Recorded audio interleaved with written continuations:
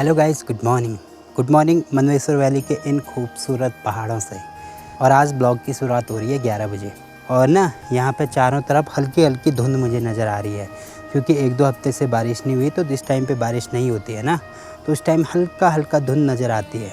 बाकी 1-2 दिन पहले मैं गया था केदारनाथ। अब वहाँ की वीडियोज़ वगैरह मैंने शूट किए थे, बट वो गलती से डिलीट हो गई सारी ना। अब क्योंकि मैंने वो सारी फाइल लैपटॉप में ट्रांसफ़र कर दी और वहाँ पे वो सारी अंडू हो गई, तो उनको रिकवर भी नहीं किया जा सकता। बाकी 2-4 क्लिप बची है जो मैंने ऋतिक के साथ शूट किए थे, तो वो क्लिप मैं आपको दिखा दूँगा। तो कुछ दिन पहले क्या 23 तारीख को हम गए थे केदारनाथ। मैं हो गया और ऋतिक हो गया। तो वहाँ की वीडियोस तो सारी डिलीट हो गई। अब वहाँ का आंखों देखा हाल मैं आपको सुना देता हूँ। तो सबसे पहले हम यहाँ से रास्ता लगे थे सुबह 6 बजे।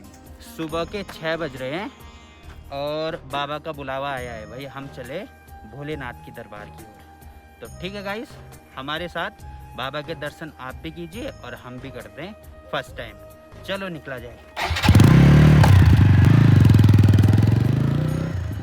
उसके बाद हमने पहला ब्रेक लिया मनसूना में। अब मनसूना से दिखा रहा था लगभग 65 किलोमीटर है केदारनाथ की दूरी, जिसमें से हमें 45 किलोमीटर गाड़ी में जाना था और लगभग 20 किलोमीटर के आसपास पैदल ट्रैक करना था। तो हमें अपनी गाड़ी पार्क करनी थी सोनप्रयाग में। चाहे किसी की भी कोई भी गाड़ी हो, लोकल हो या बाहर का बंदा हो, तो आपको गाड़ी पार्क करनी पड़ेगी सोनप्रयाग मार्केट में। अब सोनप्रयाग से गौरीकुंड की दूरी है लगभग 5 किलोमीटर के आसपास। अब 5 किलोमीटर की जो दूरी है वो आपको लोकल गाड़ी में तय करनी होगी, जो कि सरकार की व्यवस्था है। तो आपको लोकल गाड़ी में जाना पड़ेगा गौरीकुंड तक। अब गौरीकुंड से पैदल ट्रैक शुरू होता है। तो चलो जी, अभी गाड़ी का सफ़र कंप्लीट हो गया है और अब पैदल यात्रा शुरू। जय भोलेनाथ। जय भोलेनाथ। अब देखो, केदारनाथ की यात्रा शुरू करते हुए ना सबसे पहले जाते हैं गौरी माता के मंदिर में, जो कि स्थित है गौरीकुंड में। तो चलो जी, अभी हम लोग गौरी माता के मंदिर में आ गए हैं, जो कि गौरीकुंड में है। और यहाँ से भाई जब आप स्टार्ट करते हो ना यात्रा की, तो सबसे पहले एक बार गौरी माता के मंदिर में दर्शन होते हैं और फिर यहाँ से पैदल यात्रा शुरू होती है। तो हमने गौरी माता के दर्शन किए। उसी के बगल में है तप्त कुंड, तो आप चाहें तो तप्त कुंड में जाके नहा सकते हैं। अब गौरीकुंड से थोड़ी दूर आता है घोड़ा पड़ाव, और यही से यात्री लोग घोड़ा करते हैं यहाँ से केदारनाथ जाने के लिए। हम खुद ही घोड़े हैं, हमें क्या घोड़े करने की जरूरत। उसके बाद दूसरा बड़ा पड़ाव आता है जंगल चट्टी, जो कि गौरीकुंड से लगभग 4 किलोमीटर की दूरी पे है। जंगल चट्टी में आपको बहुत सारी दुकानें मिल जाएंगी, वहाँ पे रहने खाने की सारी व्यवस्था आपको मिल जाएगी। उसके बाद आता है भीमबली और वहीं पे आपको रामबाड़ा मिल जाएगा। रामबाड़ा में आपको 2 रास्ते मिलेंगे। तो ये देखो भाई, एक ही वाला रास्ता करता है जो नया बना हुआ है, तो ये देख सकते हो। और एक ही पुराना वाला रास्ता है जो कि मतलब पहले था ना रामबाड़ा, तो उस रास्ते के लिए जाता है। तो बाकी दोनों रास्ते एक ही जगह पे मिलते हैं यहाँ ऊपर पे।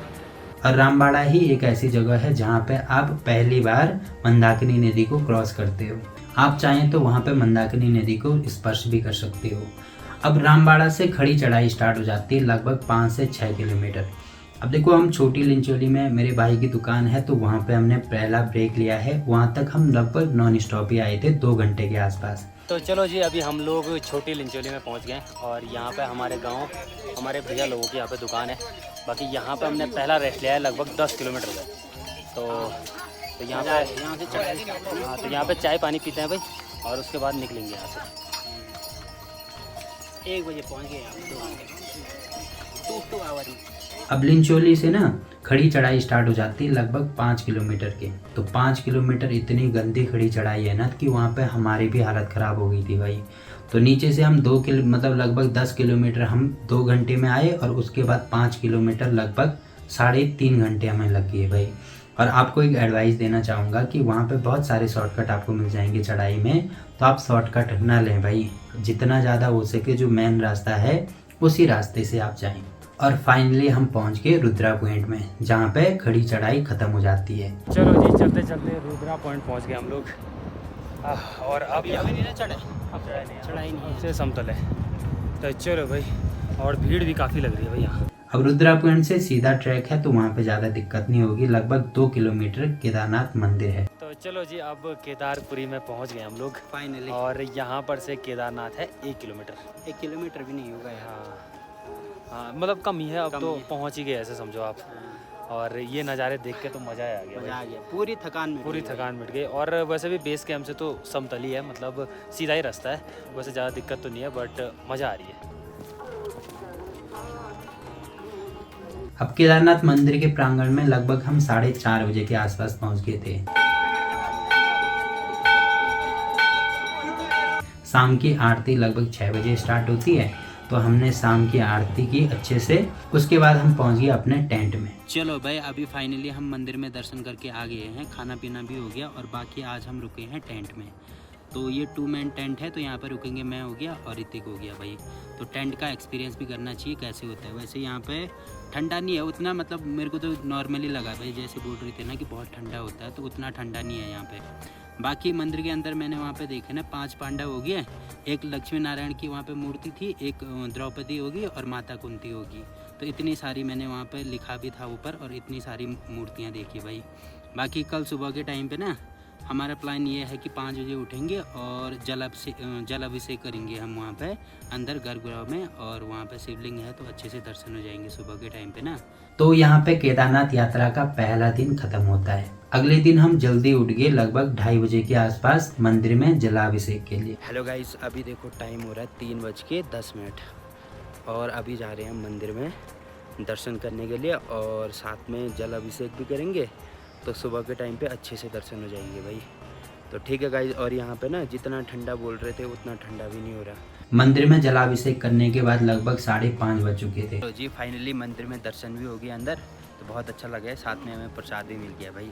तो सुबह सुबह जल्दी आने का यही फ़ायदा होता है कि अच्छे से दर्शन हो गए, और साथ में हमने जल भी चढ़ाए वहाँ पे। तो और अंदर इतना गर्म हो रहा था ना, पता नहीं लग रहा था कि यहाँ पे इतनी ठंड होगी भाई।